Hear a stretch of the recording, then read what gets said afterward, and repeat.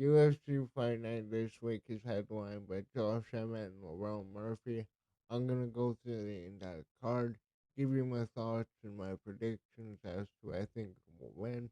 So, without further ado, let's get into it. My phone turned off. Starting with the main event of Josh Emmett versus Lerone Murphy. This this is an interesting one. Lerone Murphy has incredible knockout power, but in his last two fights, unanimous decision over Danny Ige. It was a good fight, kind of close though. Then again, Danny Ige is a tough opponent. It's good to have a win over him.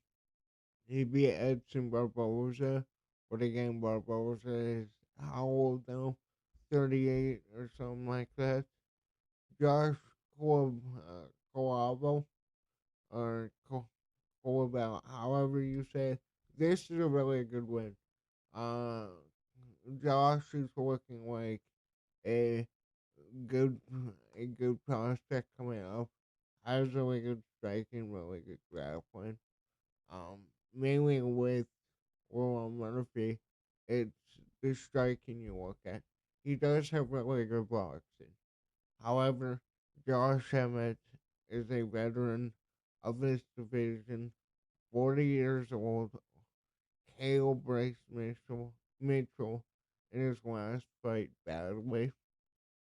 Lost Ilya Taporia by unanimous decision. But again, going to a decision with the undefeated, what was undefeated champion in the division was impressive. Got submitted by Yair Rodriguez and then beat Calvin Cater and Danny Ige. I'm gonna go Josh Emmett. I'm gonna go Josh Emmett, and I think he gets it done by fourth round knockout. I think he has more power, more experience, and excuse me. Um, with Will Murphy, I just see holes in his game. I feel like a lot of his fights get close, and Josh Emmett has I would say the hardest hitting punch in the division. I see him knocking him out based off of how Will Murphy's past two fights are gone. There's a scenarios where I think Josh Emmett will be able to land a bigger shot than his previous opponents did. So Josh Emmett fourth on KO is my prediction. Moving on to the co-main event of Johanderson Brito versus Pat Sabatini. Looking at this fight, Brito lost to William Gomez in his last fight by split decision. Really close fight. Is a very competitive fight. He KO'd Jack Shore while he TKO'd Jack Shore by a cut on his shin. Submitted Jonathan Pierce. That's shaping out to be a good win.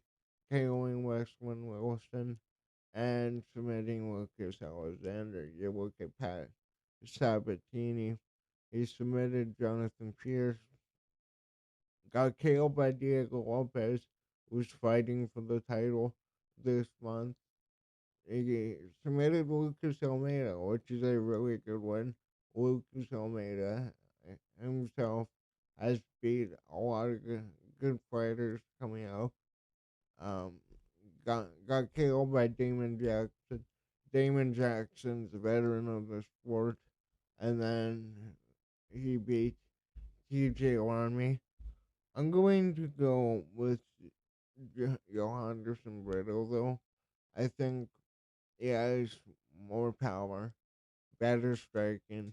I think when it comes to the grappling, him being the um in the camp he's in, I think that he'll get it done by decision.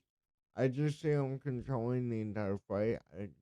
Unless Pat Sabatini can land a big shot, I feel like Anderson and Riddle can mix in the takedowns, um, use a clinch to his advantage, and all that. So I'm going Riddle by decision. Moving on, what is the next fight here? We got Cortavius Ramos versus Chang Ho Lee. Um, I okay. Looking at this one, Cortavius Ramos recently came off the Contender Series last or a year and a half ago. Got beat by Gaston Bolanos in his last fight. Beat Michael Imperado on the Contender Series. He hasn't done much yet. And then beat Eric Roll. Uh, got KO'd by Ramon Tavares and Nate Williams. Chang Holly, look at him. He beat Wang Jiao in his last fight by split decision. KO'd Denrisi uh, Zomapucci. And as basically 3 KOs in a row before the Wang Jiao fight. Um, let's see here. What am I gonna make you do? I think I'm gonna go with Holy. I don't think he gets the finish, but I think he gets it by decision. Um, I feel like he has more to offer. I feel like the striking is a little bit more clean than uh, Romeo's, and I feel like he can approach his fight correctly and avoid any big punches from Romeo's. So I'm going to go with Holy by decision. Uh, moving on. What do we have next here? We have. I went past it. Kennedy, New Jersey. Uh, I, I, I'm not gonna try saying that name. Um, Martin Boudet. So this this fight is interesting to me. Kennedy, New Jersey. Um, I already said I'm not gonna say that. So Kennedy moved up to heavyweight, and he's looked really good. Good. KO'd Barnett in his debut at heavyweight, and KO'd Lucas Betsy. Um, both incredible knockouts before that in the light heavyweight division. He was kind of middle of the pack. He got KO'd by Dustin Jacoby, washed to OSP, and was able to submit David Clark. You look at Martin Boudet, he beat Andre Arlovsky by split decision in a very close fight. Lost to Sumel Garcia by TKO. Not a bad loss, but not a bad loss on paper, but it was a bad loss. It was a brutal knockout. Then you got Josh Parson. He submitted Dick Collier, beat by unanimous decision, and Lucas Betsy. I'm going to go with Kennedy. Um, Again, this goes back to what I said months ago about these light heavyweights who are middle of the pack moving up to heavyweight. I do feel like Kennedy has what it takes to make it to the top of the division in the top 10, potentially crack the top 5, depending on who sticks around and who comes in. But yeah, I think that he should be able to get this done by first round KO. That's kind of how I see it. I see him hitting him with an overhand right coming in on a takedown potentially. But yeah, Gerald Milshart versus Brad Tavares. This is a tricky fight. Two veterans of the sport, Gerald Milshart recently being submitted by Renier de Ritter, who is now uh, reaching the top of middleweight, and also is a former one champion. Beat Edmund Sebastian. That okay. If he would have gotten that win a few years ago, it would have been fantastic. But we know what happened with Edmund Sebastian, and he hasn't really looked that good in recent years. But still, it was a good submission. He submitted Brian Barberena. That was a really impressive performance before that, though. Losing to Andre Petrosky by split decision and being KO'd by Joe Piper. Brad Tavares, you look at him, who I think he's been in the UFC now since 2010, I think. His last two fights, lost but just split lost a split decision to Young Park. Uh, got KO'd by Gregory Rodriguez. Beat Chris Weidman, but again, Chris Weidman isn't the same as he used to be. I think that um, in Chris Weidman's prime, this isn't even a close fight. Got KO'd by Bruno Silva. Yeah.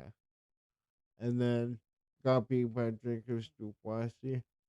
I'm gonna go with Jared Marshall. I think he gets it done. Um, now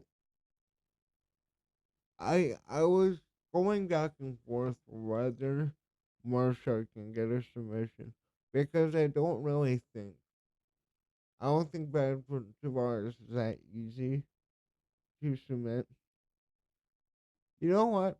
I changed my mind. I'm going against what I initially thought. I'm gonna go with Tavares by a second round TKO. Like initially, I kind of figured like Mercer potentially would be able to get him down, maybe get an armbar. But the more I'm thinking about it right now, I see the TKO happening. He's a favorite too.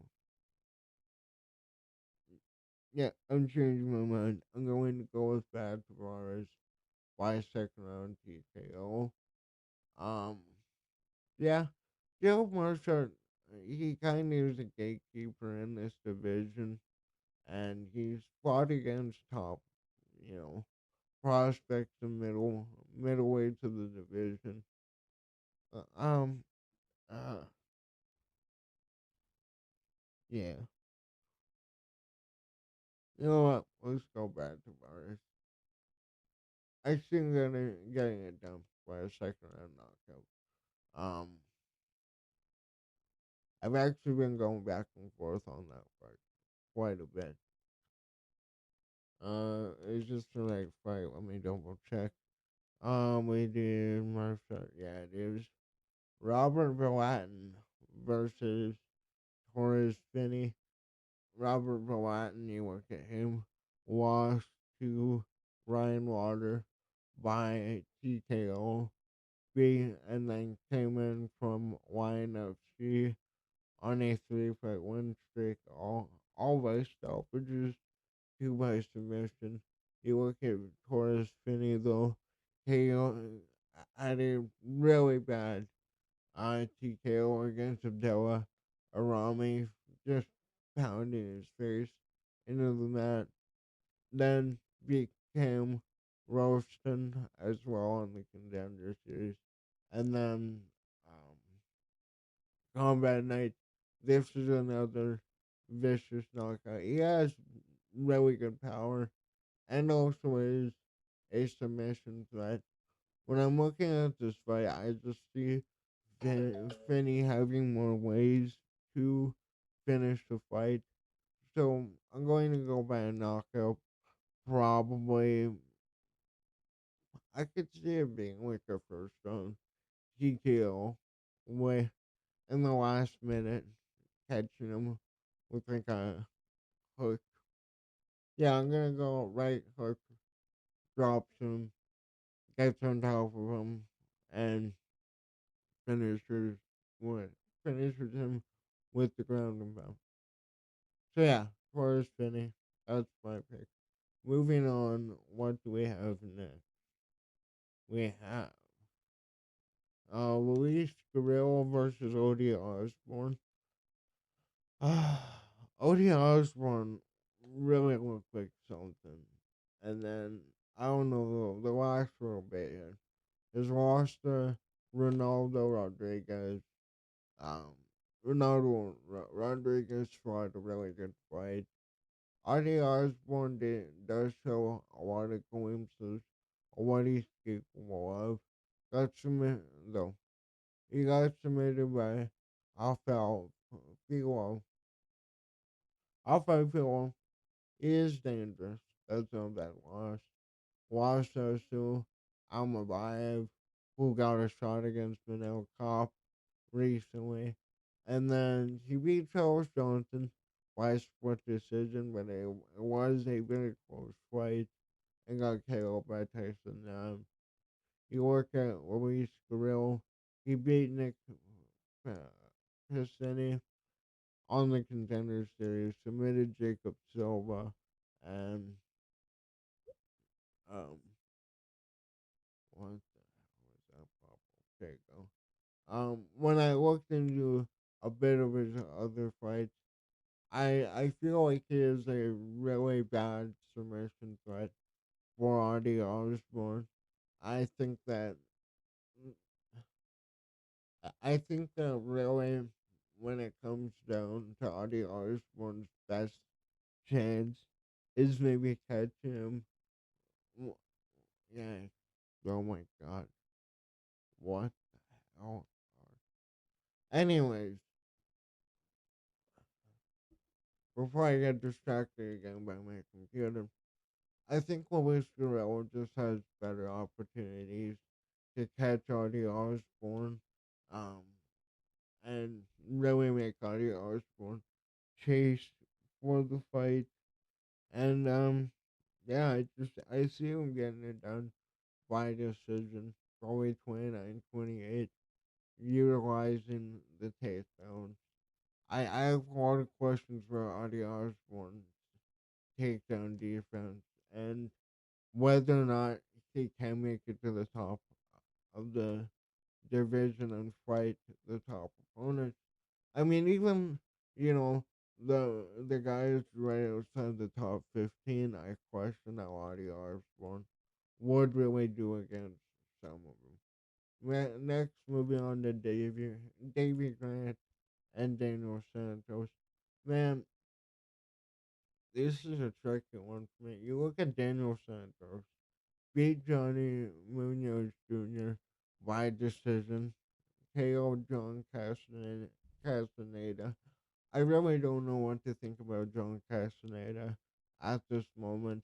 He's shown glimpses in fights, but recently I question his ability to use his skill set um against other strikers and capable of being kind of keep him at range.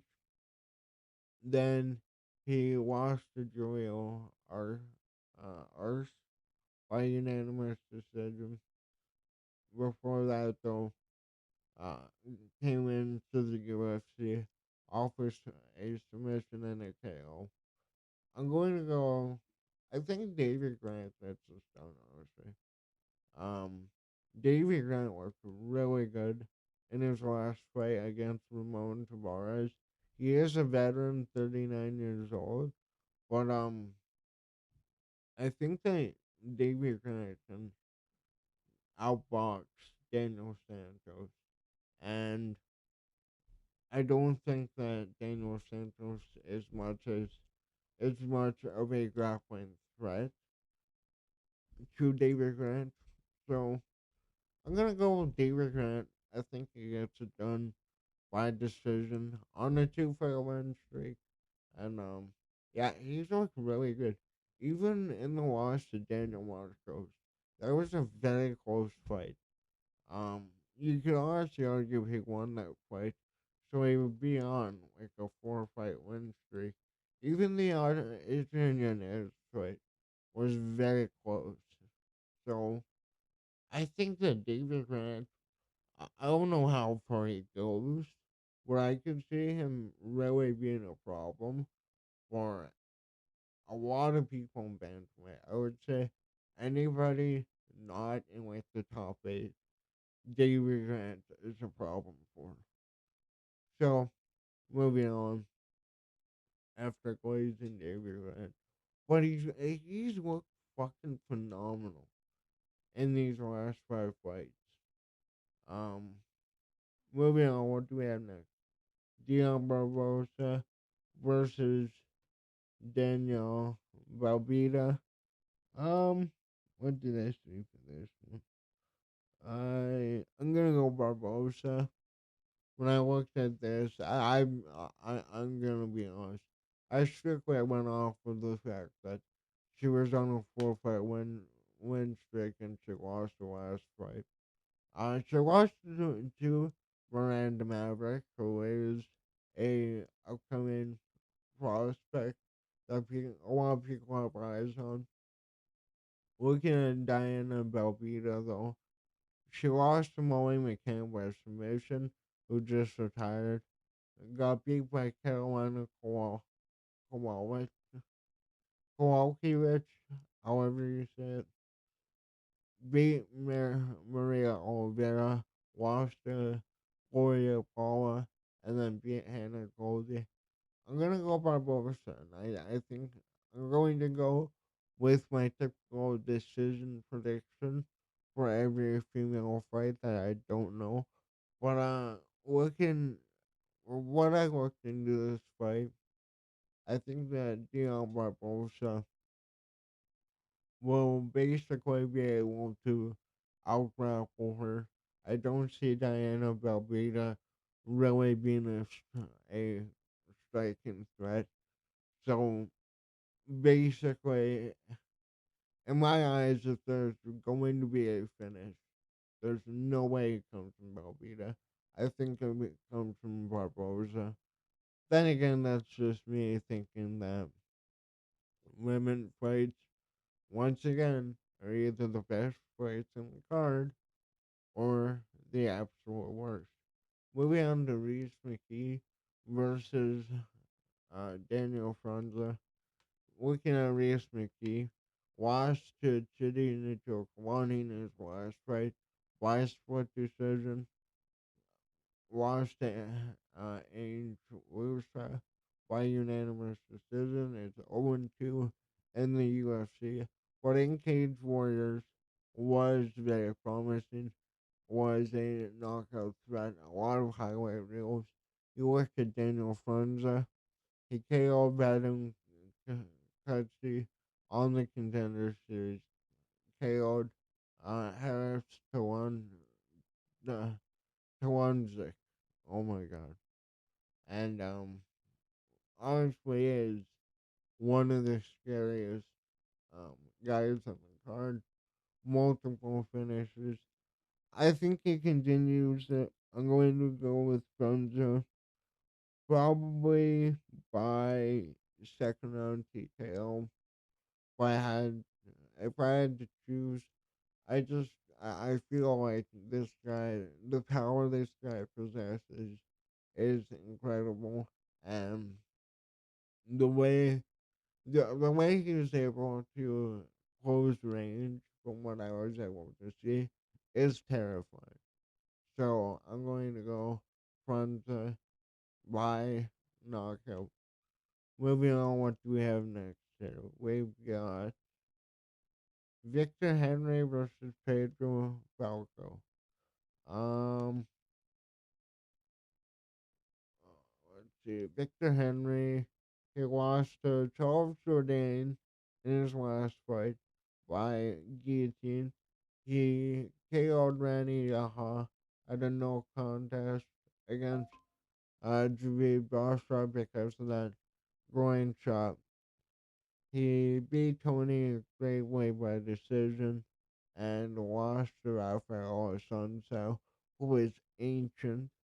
Um, Looking at Pedro Falco, lost to Victor Hugo, That's not a bad loss. Um, got submitted by Leonardo Moraes, KO James Barnes on the Contender Series, and had a lot of um insane plays in Shooto Brazil. I'm going to go with Falco. There's something about these guys from Shooto Brazil. They're that way, man. It doesn't matter what their record is. They are scary. And the thing with Falco that I was impressed by when I watched a few of his fights was his grappling is unreal. You know, basic Brazilian. But I think he gets it done by a second round submission. I can see him getting maybe like a guillotine choke in the second round. But yeah, I could even see him getting like a leg lock or not. But like this guy's jujitsu really impressed me from what I saw. Um, but and two, like where is it here? Victor Hugo. Wait, Victor Hugo. If you guys don't know, is like one of the top grapplers in the world. Like Victor Hugo has a win over Craig Jones or no Gordon Ryan. Yeah. Um. Let's see here. So Falco's second round submission. Moving on, making sure that I have the right fights going. Vanessa Demofors versus uh, Toledo Alencar. Little problem child. She stole Jake Paul's nickname. She's lucky that's not Logan Paul. Logan Paul would steal. Um, but let's see. What did I say for this fight? Damn it, damn safe. Well, let's look at this fight. Demo for lost. Lost to Jacqueline Amorum by submission in the last fight. Beat Emily Dukop by split decision. That's a decent win. And beat Kanako Murata. Lost to Caroline Kowalkiewicz and beat Maria Oliveira. Natalia Alencar lost to Stephanie Luciano by unanimous decision. Beat Rhea and Amanda by split decision.